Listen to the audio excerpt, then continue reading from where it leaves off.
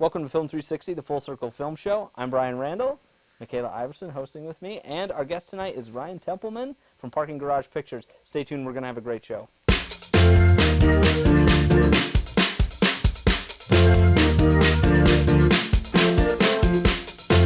We're going to start off tonight with a very fun game that I call elevator pitches. These are all real movies, real movie titles for movies that have been made and synopsises. Wait, I didn't know that. Oh yeah, these are the real deal. So, this is going to be fun.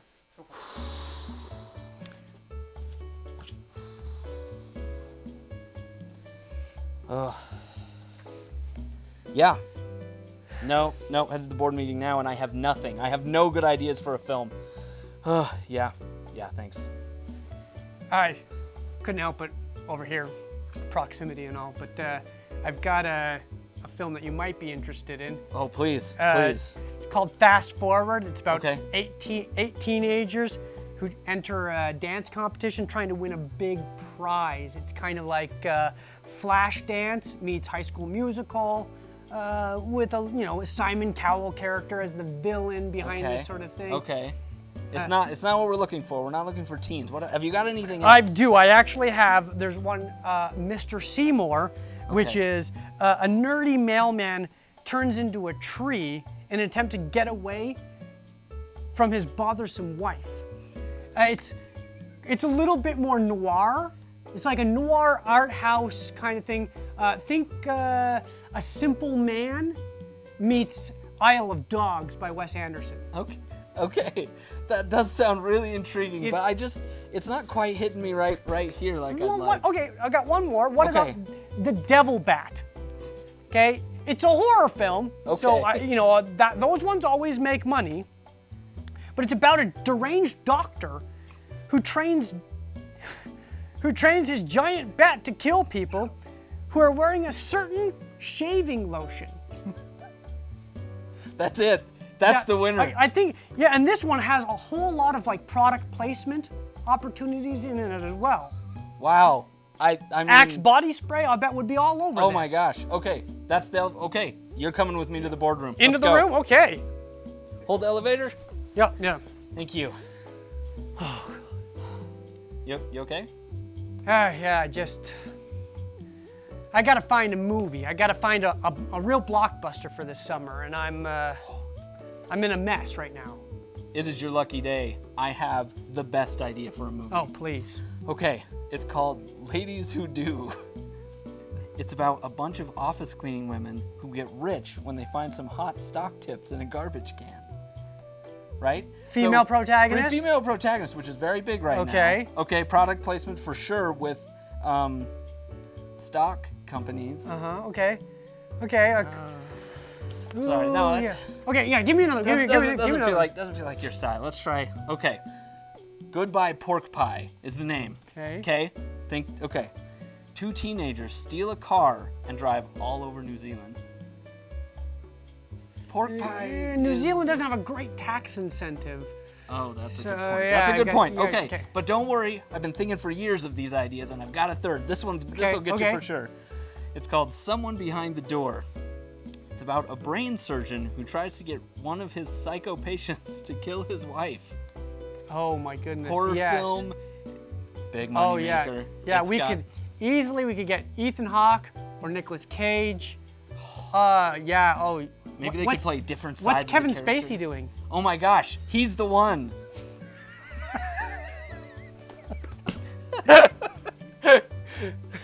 I'm sure what's his bucket Weinstein will be glad to produce. Okay. Oh, hey, you're that big producer, aren't you? Oh my gosh. Possibly. This is amazing. I have the most amazing scripts that I need to tell you about. Are you? Oh, sure. Okay, I know, right? But you're gonna love these so much. This is called Boy Did I Get a Wrong Number. Right? Instant intrigue. It's about a real estate agent who tries to call his wife, but instead gets hooked up with a sexy actress. Oh, right. Right? Okay. I How see. does this miscommunication happen? Look, it's in the 90s and phones, and who knows anymore. Okay, look, I've got a different idea. Okay, we're just gonna... Oh, I worked for 10 years on that. But okay, all right. This one's gonna I believe in you. This one is so good. It's called On Friday at 11. It's a fast-paced action thriller about a gang of thieves who plan the robbery of an army truck full of guns. What happens on Friday at 10? They plan a robbery of an army truck full of guns. That's all I've got, okay? Just quit tearing me apart. I've got one more idea. Listen, you need to work on your pitch. Okay, yes, that's okay. This better be better. This is the one. I don't care about the idea. Give me a good pitch. Okay. Stork bites man. Right? Okay. A father-to-be realizes he has a boss who hates babies. You know what? That sounded better in my head. Best of luck to you. I'll see you later. Tonight we are going to be, this is a show I've actually been looking forward to for a long time. Our team-up show with Ryan from Previously Unknown. Thank you. So Ryan is with Parking Garage Pictures, and he shares some awesome, awesome information that nobody else talks about for the most part on the show. Well, that's why I made the channel, because I felt like it was a gap that just didn't exist in the space. So, you know, you can learn almost every other technique online. You can learn how to write, you can learn how to shoot, you can learn how to light, you can learn how to edit and do VFX and all that stuff. But the business side of things in filmmaking is just as complex. And we have all these artists who know how to make the films and know how to write the films and create entertaining things, but they have no idea how to get the business side of things going. And that's what I wanted to really holistically take a look at in that series. And something that happens a lot is, just from an actor's point of view, you'll take classes or you'll hear pitches for classes that claim to teach you about the business, right. and they don't. They teach you about the business, not the business of the business. Well, they teach you about the specific. They teach you about the specific niche of the business that you're in, right? So if you're an actor, they're going to teach you about the auditioning process, right? But what they're not showing you is the bigger picture of what that auditioning process is actually trying to fill in the production, right? And so you're only ever getting the small slice of your specialty. And if you're lucky. If you're lucky, yes, depending on who is teaching, that is true. Well, and I took a class, I think my senior year was a legal issues class in film. Mm-hmm. Probably one of the best classes I took the whole time, That right? surprises me that they even offered that. Where was that? Fantastic. At UVU. Really? Arlen Card, who is a lawyer and a composer, so he knows both sides of the business. And it was a fantastic class. I wish I'd had even 2 or 3 more classes that were that zoned in on intellectual the business property side of things. An intellectual property class would have been invaluable. That intellectual property and the legal side of things and all the copyright issues, because essentially when you're creating a film production, everything that everyone individually brings to the production has to be a work for hire on behalf of the production. And most filmmakers don't even know that. You don't even sign releases sometimes for the films and things like that that you're in. Yeah. Well, guess what? You could turn around and claim that they didn't have your permission to use your likeness if they never got the release. And a lot of filmmakers just don't even know that. Even on bigger projects, too. Even on bigger like that projects. Often. Yeah, it's actually terrifying when you run into people who actually have a fair amount of money and they, you know, they're legit and they've got crews and they've got those, but they have none of the legal stuff done. They're not doing any of the paperwork, because what's going to happen is they're going to end up with a finished property. They're going to have none of that paperwork. And then when someone says, I want to buy that or I want to distribute that, their legal department is going to go, give us what's called the chain of title, which is all the paperwork that goes with your film. And you're going to go, hold on a second, I got to make a few calls. It's right here. All I need is 6 months. Yeah, and then you're emailing everybody, please sign this, please sign this, please sign this, because you didn't do it in the first place. So with that, I kind of as a segue, I want to jump into, Ryan and I have both prepared lists that are, and we come from different backgrounds, I think on the whole. You come from more the film side of things, I come from more the corporate side of things with some narrative work in there too. So I think we'll have some good ideas. So these are top 10 lists of things that people ought to know from the business side of things. This is very specific kind of list. So we're going to kind of go back and forth. And I'm just here to make it entertaining. Michaela's here because we need the input from an actress, and honestly, you're just fun to have on the set. So let's go ahead and start with Ryan's number 10. Okay, so my number 10. Number 10, not treating it like a business in the first place. And I think that one kind of is, it doesn't matter where you are in your filmmaking journey. At some point in time, you are a startup business, right? No one starts, sewing 100 purses, for example, just to have 100 purses in their house. Like, they're starting a business, right? So they're building an inventory. It's my passion project of purse sewing. Yeah. I think it's important to note that this applies to everything. If you're an actor and you think you're not a business, that's not true. You are a business, even just as an actor. You know, that's your business, is you. Yeah, and even if you are just still in that discovery phase of like, is this something that I want to pursue professionally? You're still a business. And so, if you take the business mindset to it, I think getting into that headspace as fast as possible is good. It's hard for a lot of actors to make that pivot, right? They're like, don't tread on my creativity, I'm an artist. Don't label me. Yeah. No, it's true. And a lot of us went into art because we're like, I don't want to do business. I don't want to do sales. I don't want to, but you do all those things in any field where you want to be successful, I think, regardless. So actually, I think this feeds nicely into my number 10, which is ignoring and or saying no to corporate work. I am an artist and I make feature. I had a friend in high school and he made a feature film with a lot of his friends, and it was, as good as a lot of things I guess I've seen in theaters, but low end. And this was before YouTube. This was before Facebook. Like, it was really impressive. Don't reveal your age. I'm 23. And sorry, you're a baby. Anyway, so after he finished this movie, he got contacted by REI. And they said, hey, we want you to do some videos for us. And he said, no, I am pursuing my feature film career. And he never made another feature film, by the way. There's so many directors that we know who started in, names that started in commercials or music videos or all over the place. And if you want to survive, I mean, you gotta eat. You can't eat your art. But also, I guess to me, selling out is not a thing. Bring your talents to whatever they're doing. Yeah. So, okay. All right, let's move on. Number 9. You got me on 9. Okay. Number 9. Being afraid to ask for help with the business or finance side of filmmaking. Yep. I think, so my dad did accounting work for years. He knows a lot of the money stuff, so I can go to him and ask at least some of the basic questions. Entertainment stuff is specific, so he doesn't always know, but I at least go to him.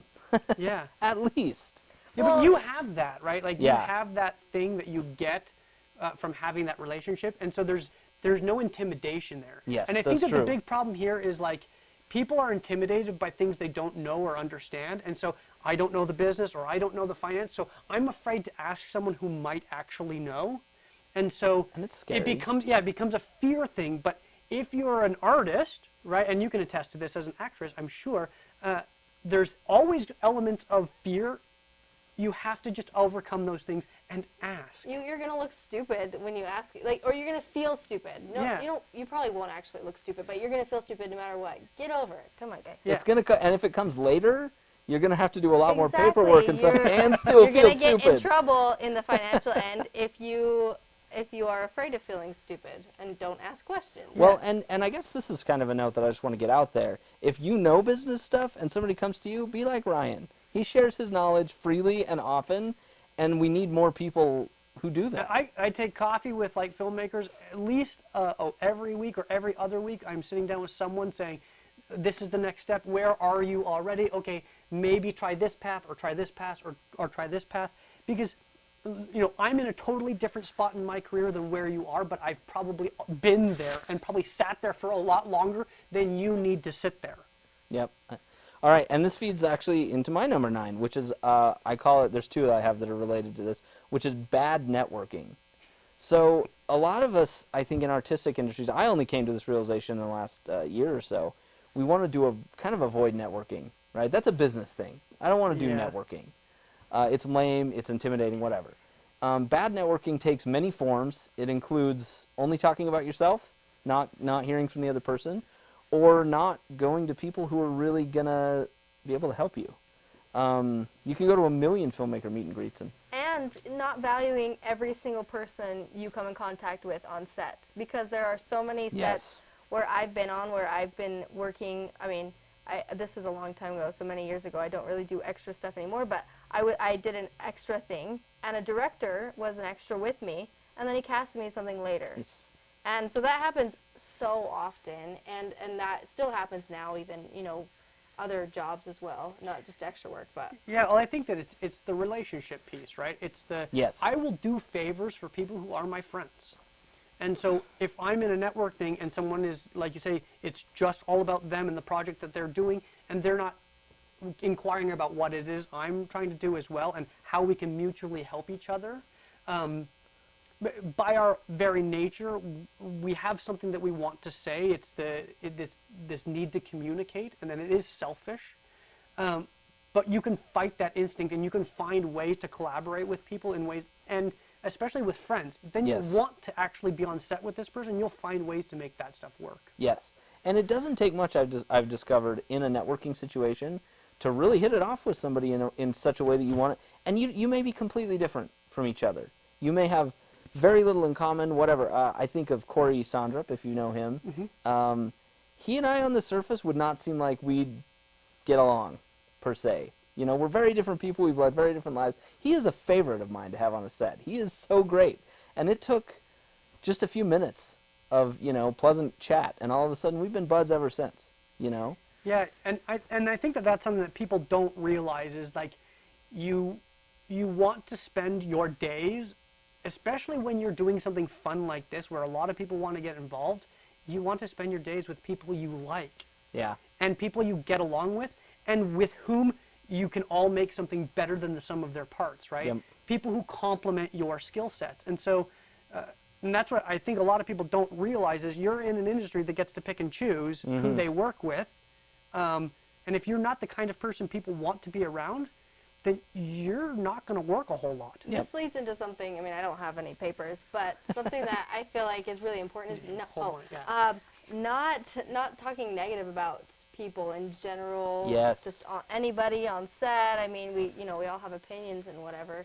But if you're talking negative about this person and the person you're talking to, who knows, maybe you'll go next week and talk bad about them or whatever. So I think remaining positive kind of leads right into what you're talking about, being pleasant. Yep.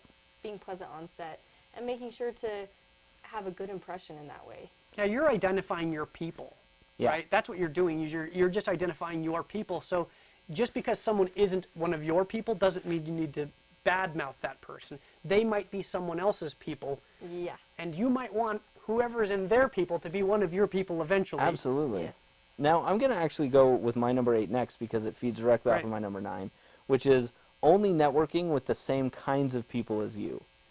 Now, this could go a lot of different ways, but specifically what I mean is go to Chamber of Commerce events. Yeah. Go to, I'm part of a business networking group, and it has been invaluable to growing the corporate side of my business, but also I've built great relationships. In fact, we have some sponsors for our show, and those are connections I've made outside of the filmmaking group, but they're businesses. Yeah, no, I think that's spot on. I just went to a Park City Angels investor networking event. Huh. I'm not an angel, right? But I'm there trying to make connections because I have ideas and I'm wondering if there's an overlap. Now, we don't have a big infrastructure of film investors in the state in general. Right. But we should be trying to lay the groundwork in order to get those things get people, a return on investment for the films that we would make here. Yeah. And if you can do that just a couple of times, all of a sudden other investors who are talking to other investors are going, you know what, I made some money from investing in this independent film that was shot in Utah. And all of a sudden, all of a sudden more and more businesses coming through here. And that's, a lot of that is how Atlanta got the way that it did, right? They had a few key initial investors who invested in the infrastructure of that state. And now they're doing all the Marvel series. Yeah. All right, so let's get on to your number 8. We got to clip along. There's too much here. Being impatient or rushing things. So the impatience of an artist is it's that it's boiling inside me. I have to write or I have to act or I have to express myself. So it's honing that energy into a focused thing. And I think that we we're just by our very nature, and especially with like our availability to have a phone and get anything you want right away, and fast food and streaming, all that stuff happens right away. We're losing our ability to be patient with our projects, taking the time to write, taking the time to package the product, taking the time to raise the funding, taking the time to build all of the infrastructure that you need in order for this thing to actually have some success. We are not very good at that as independents. Yeah. Because once you get in the room with someone who's also excited, it's even harder to temper. Yeah, because everyone's like, yes, yes, yes, let's go now! It's an emotional business. Ah! Yeah, it's really like Braveheart. It's we'll put the Braveheart insert right here. Wait, I don't know. We might have to pay for that. No idea. All right. What's number 7? Undervaluing the importance of story, your casting director, your sound, and your lawyer. We talked about the lawyer a little bit, but the story is so important. It is the whole thing. It's the business. It is absolutely. It's the intellectual property is what everything is about. And then the casting director who has the connections to get you people that you wouldn't be able to get yourself. They've got the phone numbers to the agents, to the managers. Yeah. Those people can get you indoors that you could never get in yourself. And then your sound department. There's too many good films that have bad sound. Yeah. That's one thing that can just like destroy a film. Yeah. Speaking of which, this makes me think of Arrested Development. I don't know if you watched that. Oh, yeah. The latest season. Oh. Yeah. It's rough. It looks like the rest of the seasons, but the audio is clearly off. And that's a great example of like a big scale production doing that and like just messing that up. The matching is a nightmare. It's almost unwatchable. Yeah. Yeah, it is that bad. Okay. Okay, my number 7, and we've discussed this a little bit, but I'm going to bring it up again. Not using contracts, even with friends. This has actually been a rough conversation to have a few times. It hasn't been rough. I've expected it to be rough. When I've had to say to a friend, I need you to sign this. It's like I do work for a business, let's say, but I'm also friends with the owner.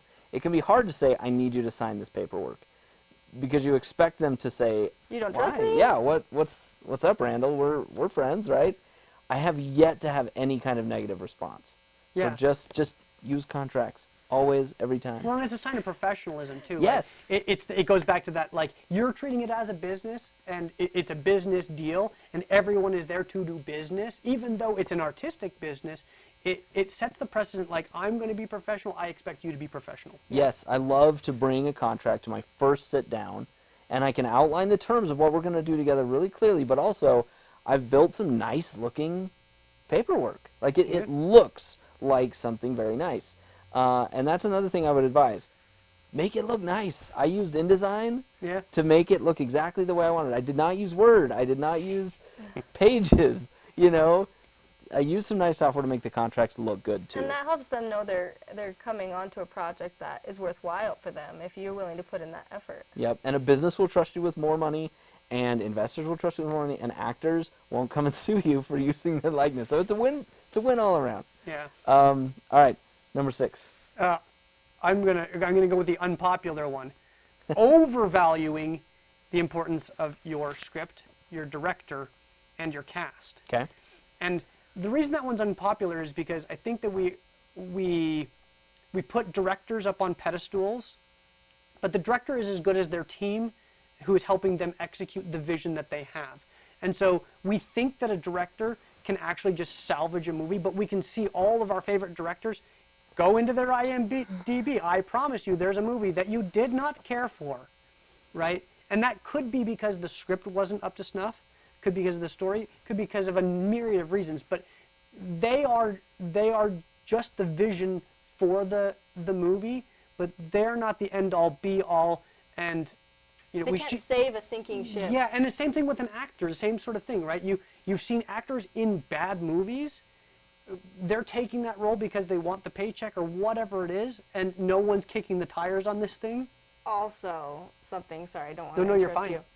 It is extremely hard as an actor to act well a terrible script. Yeah. So Yes. that if you hire a really well-known actor, there's nothing they can do to save that script. But even in the script writing, that's a blueprint. That is not the movie itself. So the script should be good, but we talk about scripts like they need to be perfection, like there is such a thing. Yeah. And there isn't such a thing. There is a story. Do you understand concisely the story from this material? And can you, as an artist, and you as an artist, bring something to this blueprint to make the building beautiful? And if the answer is yes, and you understand the shape of the building, and you understand the purpose of this building, then the script is good enough. And that's something that kind of works in what I was saying too, is a lot of directors or writers or whatever, they are so set on exactly what is written there that, like, just like what you're saying, don't overvalue it, because we all come together with different visions, like you were saying, to make this beautiful, and the screenwriters need, and there is going to be some stuff that the screenwriter's like, no, I've thought this through, and there's a real reason that this has to be this way. But a screenwriter should also be willing to sit down with their director and their cast and get notes from them and say, this is the thing that's inspiring me right now as I read this character. I'm getting this, like, instead of this word, I want to say this word because of, and there's going to be a good reason, because the cast actually are the ones that are going to portray this person on the screen, and they're resonating with this character. And if you've done your job and you've casted well, follow those instincts, unless they totally betray what the story is there for. And you've got to have that give and take. Yeah, and in my Phoenix Inc. series, my lead actor was also a fight choreographer, Adam Argyle, and frequently he would bring in these ideas, because the character has some military background. He'd be like, a military person would probably say this instead of this. My line was fine. His was better. Yep. Every single time, because he had done the research on his character and had a background that just, so yeah, absolutely. Real quick, I'm going to do my number 6, and then we got to have some sponsor love here. Sure. So number 6 is telling everyone your ideas. I see you nodding over there. Yeah. Yeah. I actually saw a Facebook post by a friend of mine recently, and he talked about he was at a place with a lot of filmmakers, and he was telling a bunch of them his ideas for these feature films, and how it was so great to get feedback. And I was like, if they were any good, man, they're gone. They're potentially out the window. Yeah. So, like, it's, and I don't know that it's necessarily purposely stealing things, but we as human beings, we cognitively ingest things, and then they go into the subconscious. And then when I'm like, you know what, I got to sit down at the keyboard, I got to write something. You might not even realize exactly. you remembered hearing that. And it's important, I think, for us to share as writers, especially our ideas about things. You just have to pick. You have to selectively choose who you tell, and beyond the very, very trustworthy people, NDAs. Yeah, and I think that goes back to the legal and why that's important. But ideas are worthless, right? What's on the page is worth something. So if you tell someone an idea, it's a race to be the first person onto the page. Yep. So you better be at least halfway done before you start telling people that you have it. Yep. Okay. We are going to go ahead and thank our sponsor. So Creative Stream is our studio space. They are fantastic. Also, Voyager Direct Primary Care. They've got this fantastic program it's great for independent contractors who need good health care. I actually use it, and I had a nightmare that they shut down the other day, and I was like, no, my health care, because they're so great. And then Summa Business Law, they're a law firm that specializes in business, and they will make sure your contracts and everything are on point. So we're going to go ahead and take a quick look at some of their stuff, and then we'll be right back.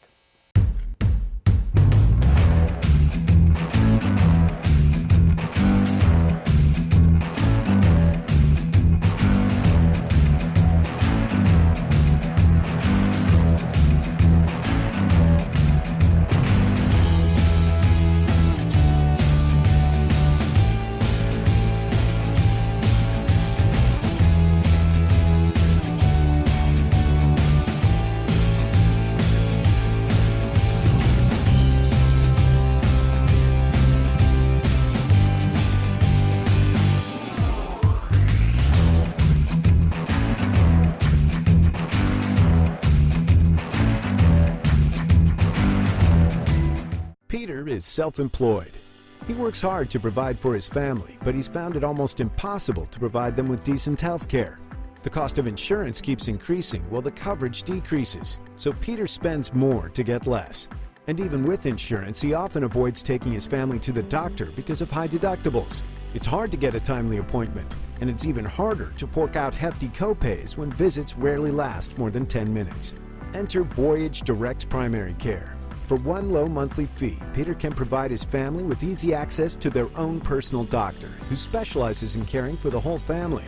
Voyage Direct Primary Care is like the Netflix of medicine, but instead of unlimited movies, members get unlimited relaxed office visits, easy access to their doctor via text, phone call, video chat, and even an occasional house call. Say goodbye to copays and deductibles. Say hello to affordable, personalized healthcare. Voyage Direct Primary Care is fixing healthcare. Sign up today at voyagedpc.com. Running a successful business is hard work, and navigating the complexities of the law is time-consuming and even costly. There are so many legal considerations: business formations, entity selection, taxes, partnership agreements, licensing, hiring employees, business contracts, non-disclosure agreements, sale of a business, estate plans, and mergers, just to name a few. This is more work than most business owners can handle on their own. Let Summa Business Law guide you through each phase of your business and help your business achieve further growth. Summa Business Law offers a flexible subscription service that makes it possible for anyone to have access to the business counsel they need. A monthly subscription can give you access to document reviews, protecting you from potential legal threats, one-on-one meetings, as well as business and legal advice. We offer mobile services that come to you to save you time and money, and calls and emails are available at any time at no additional cost. Contact Summa Business Law today to schedule your free consultation and help your business reach its potential. Welcome back. We are going to talk about our last 5 items each. All right. Go ahead and start us off. Number 5, failure to identify your buyer or audience before going into production. So, and that's really simple. Like, what are you doing? Who are you making this for? If you're making it for yourself, then just identify, I'm making it for myself. If I'm making it for a specific audience, then I should identify who those people are. If I'm making it for a specific buyer, I want to sell it to Lifetime, or I want to sell it to Hallmark, or I want to sell it to Fox, having those people in place, or at least a path to get to those people. That could change the little decisions during the Of production. course, yeah. So, and it's important. really hard to go back on all those things when they go, oh, you know, I really wish you did this. It's too late. You know, if I've been informed correctly on this, even the top studios have to do this. They look at Asian countries. There are certain Asian countries, China in particular, that can only show a certain number of, or will only show a certain number of American films a year, and they'll show things that are filmed in China. And so tons of movies now. Well, there's all kinds of other, there's all kinds of restrictions on blood and nudity and swearing and all kinds of other things that people don't know anything about. Yep. And that only really affects films that are over a certain level and have to recoup a certain amount of money. So if you're staying in the low budget category, which is where most independent films are made, you'll probably be okay. Yes. But the major studios are doing this exact same thing. Yes. They're building a profile for all the people that they think are going to come and see this movie, and then they got to go to their bosses and say, I think this Endgame thing has legs. Because they figured out who the profile is of that person. But Yes. they did that 15 years ago when they greenlit that. Yeah, absolutely. All right, my number 5 is, and this goes right back to our game, not having an elevator pitch. I've been caught by this a few times. You never expect to be, right? You think to yourself, what are the odds that I'll end up in a room with somebody who might have money to throw at Or something? you're like, oh, I wouldn't want to talk to them. They won't listen to me. That's stupid, and you're never going to get that. You might never get that opportunity again. And suddenly You know? they're like, well, what's it about? What projects are you working on? What are they about? And you may have just blown your chance. I mean, it has happened to me at least, 5 times in the last few years. And probably it wouldn't have led to anything anyway, had I had a polish, but it could have. Yeah, I always have so I always do basically I turn my log line into my 1-sentence pitch, and then I always do it's this meets this. Yes. Because that gives you just so much information. It's true. So you start, it's a road trip buddy romantic comedy. Okay, right? But then I say what the 1 sentence is, and then it's Dumb and Dumber meets Stranger Than Fiction. I gotta see this. Right. And that's the And response that's if you the do response, your because job well. You're going, okay. Yeah, I'm with you. And that's such a small amount to remember. Yep. That Yeah. you can almost not screw that up. Yeah, and Yeah. that's why it has to be small for me. Yep.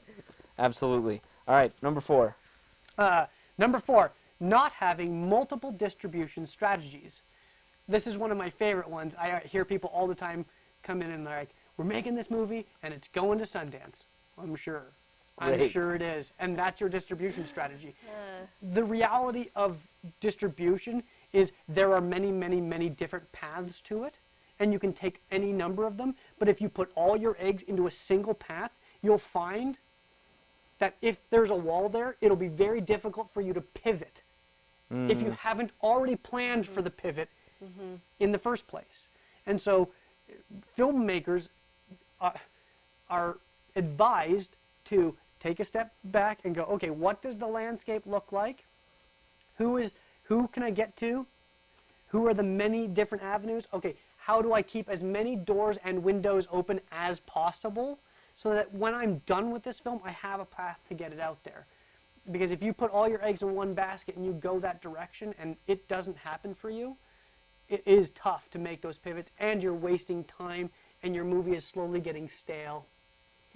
Yeah. And people are like, well, I'm not really interested in buying a movie from 2016. Why didn't you have a path 2 years ago? Yep. Yep, absolutely. Okay, number 4, this is a really simple business one, okay? Not having business cards. Yeah. I'm not sure how many, small time filmmakers I know who actually have a business card. Our producer is signaling he has a business card, and I have one of them. And it's actually one of the reasons that I brought him onto this show, is it told me he was more serious about this than a lot of the other folks I know who do it. Like, it was such a small act. I have a question. Yeah. Would it be weird for an actor to have a business card, or No. would you rather receive a resume? I had an actress. And headshot. I was filming a promo for a real estate place, and the actress was one of their people in the office, right? Just a secretary or whatever. But she was also an actress by night, right? And By so night? Moonlighting. she was moonlighting as an actress. And she handed me her business card, and it was a nice headshot of her and her name and her contact information. And I haven't had a chance to, but I've thought about using her many times. But how many actresses do I meet? All the time I'm meeting actresses, but Yeah. she stuck with me. You have physical evidence that you met And her. I still have it in my And Rolodex, so to speak. And you might meet someone at a meet and greet, and you go, I just like that person. Like, we've got a rapport. How do I get a hold of you without going through an agent or through a manager? Because that costs you money. Yes.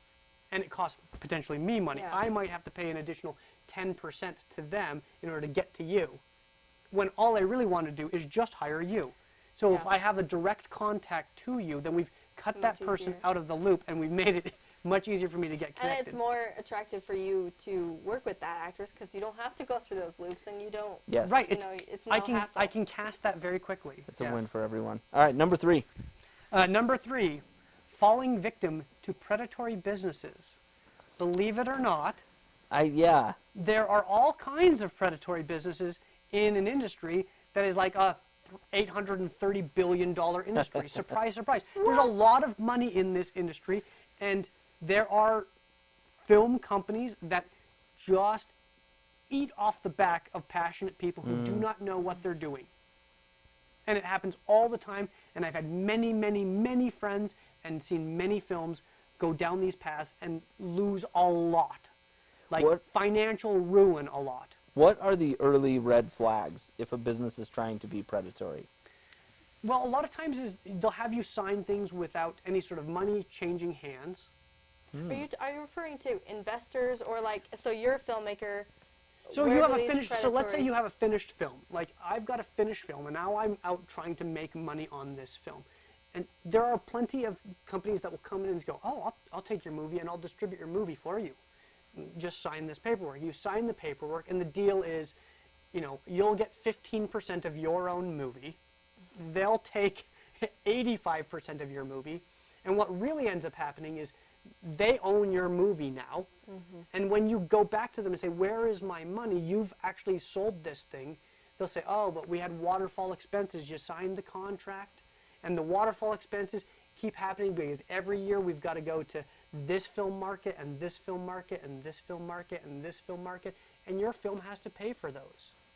So you never see a dime. So even though you spent all the money making the film, they're the ones who recoup the money. I see.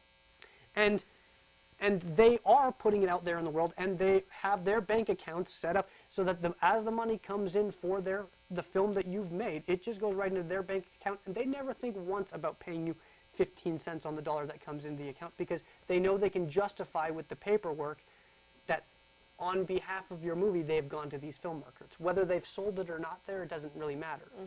Yep. And one example that I experienced recently, I was trying to get my stuff up on Prime, and it was far more difficult, I feel, than it should have been.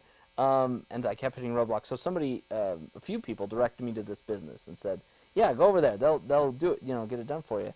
And they even would have given me, 90% or whatever, but all they were doing was uploading it to Prime. That was it.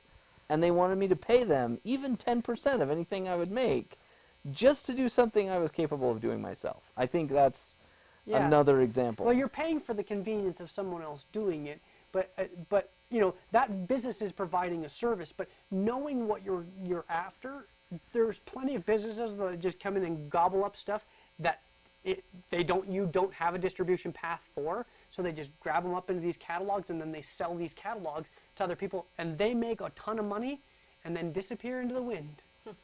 Yep. And that's their retirement plan. Yep. All right. My number 3 is what I call expensive frugality. Ooh. And I'm guessing you know what that means.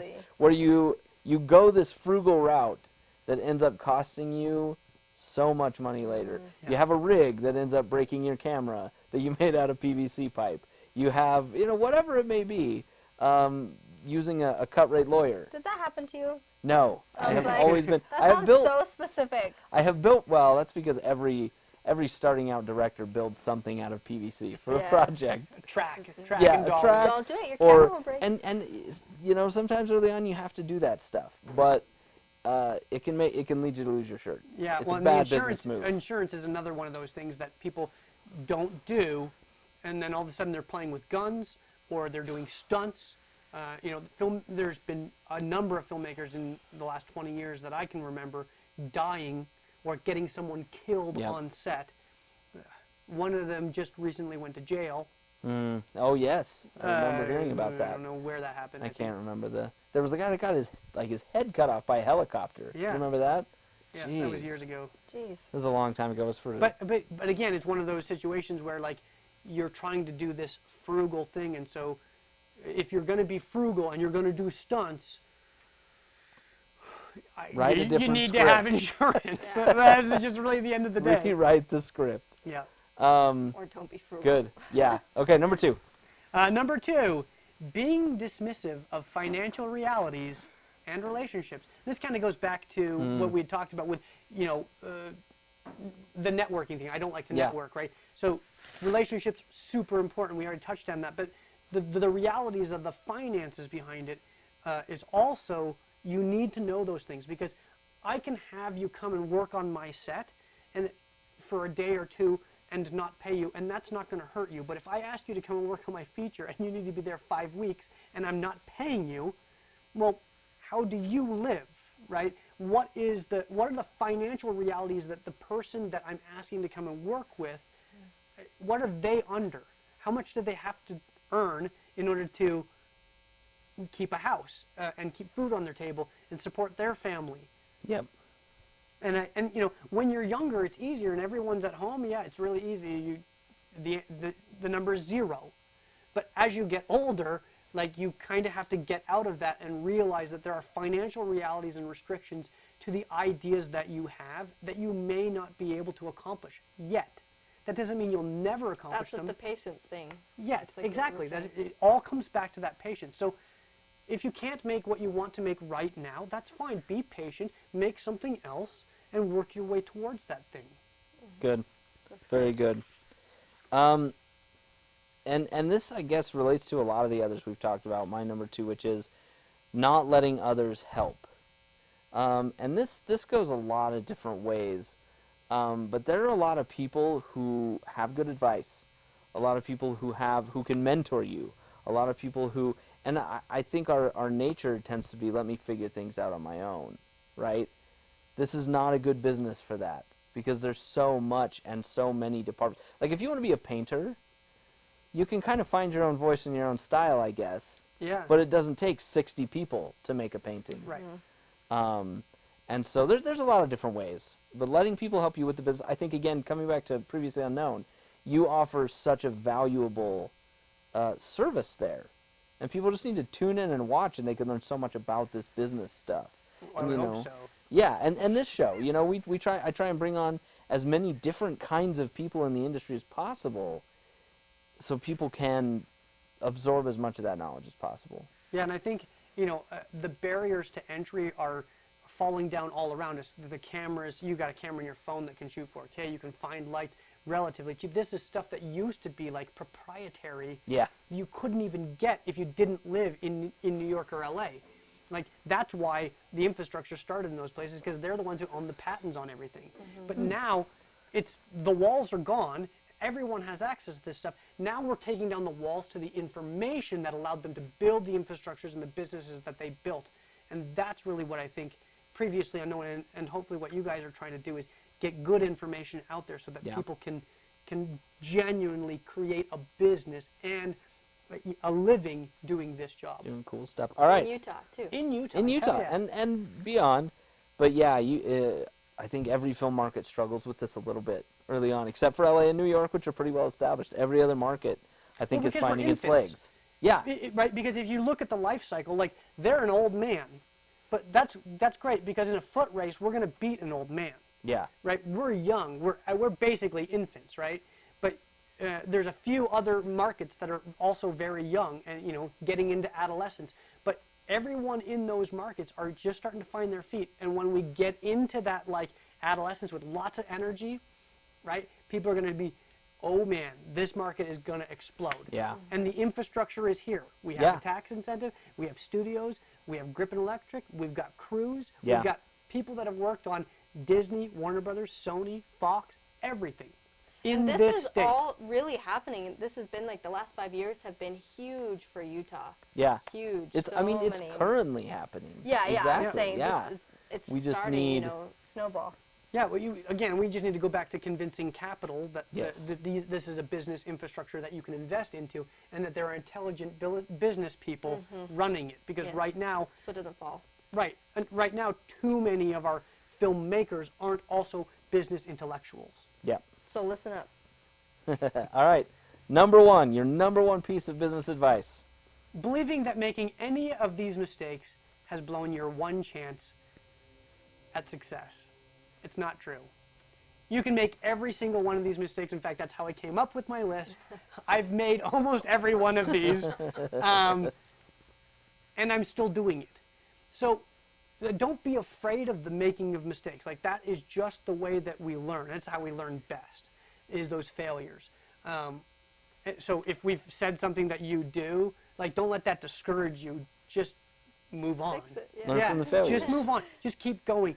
But we let our fear of failure stifle us from even starting in the first place. Don't let that happen either. Yeah. Just go. Just go. You kind of have to start with, like, Nike, just do it. yeah, you've got to start with, like, a naivete to think that you could do something like this. And then when you're already halfway down the road, you go, I think there's also a large sense I'll just keep going. of faking it as well. Like, Of you have to course. have confidence in yourself. Nobody's going to have confidence in you and your ability to work unless you at least pretend that you have the confidence. Well, you spend so much of your early days as an artist convincing yourself that you're good enough, that you're talented enough, all those things, and getting over this imposter syndrome that we all have. Yeah. But that's true of business as well. All the entrepreneurs, and you listen to entrepreneur podcasts, which you should, it's the same sort of ideas. I don't feel like I'm worthy of this idea. I don't feel like anyone's taking me seriously. I have this idea and I think it's good, and I'm sure that I could get an audience to do it if someone would just help. Yeah. Right? And so that kind of, like, I feel like I just fell off the turnip truck, as people say, right? But that's not really true. it's not really true. You're just on your journey towards that end objective. And in hindsight, we go, well, it was self-evident from the beginning. No, it was always scary leading up to it. And still is. And still is, It yeah. is. All right, well, I should have let you go last because yours is way better than mine, your final one. But my last piece I see people fail on all the time is relying on your gear. Everything important about a film happens here, right? I mean, not just with one person. There has to be a team of people, but it's all in there. And so I see a lot of these guys are like, yeah, we're going to shoot it on a Red or we're going to shoot it on an Alexa. And I'm like, okay, nobody sitting in a theater seat's going to care, first of all. And second of all, most of your investors that you would go to may not know the difference, may not even be familiar with those cameras. They just want you to go make a movie. Right. You need to be educated. You need to be capable. You need to be able to do as many things on a set as possible. All of this and not relying on just your gear That list. kind of goes into what he was saying earlier. Don't put too much emphasis on your camera gear, just like you were saying, on your script, on your actors, on your director. Yeah, whatever. because what's important is the relationship between what's on the screen and what's happening with the audience. And we fall back into this like technical mindset. And as an actor as well, this is the same thing. Like, well, I got to hit this mark. I can't lean too far this way. I have to do this thing. But then what you're doing is you're missing the opportunity to perform as though it was the first time, and you're failing as an actor. So actors are actually my favorite people to like take my cues from, because what they're doing is being very well prepared, you know, with the gear and the knowledge of the gear and all the equipment, but then they're in tune. They're in tune to the impulses of the character, and then they're performing as though it's the very first time. And that's the stuff that's going to communicate through the screen, and that's what's going to resonate with your audience. I love it. I love it. All right, we got to wrap up. Thank you so much for all of your great advice and your time. Thank you. And inspiration. And guys, get out there, go to it, make it happen. Please revisit this if you need to from time to time, because I will. And this is great information. Also, Previously Unknown on Facebook and on YouTube. Be sure to check them out. Tons and tons of good content there. I mean, dozens It's just of videos. this, me just talking all the time. It is, but it's If you can tolerate that. but it's great information. Also, check us out. We're on YouTube as well. Black Hat Media Utah is the channel name, or you can just look for Film 360. Check us out there. And yeah, get out there, make it happen. We will see you next time on Film 360.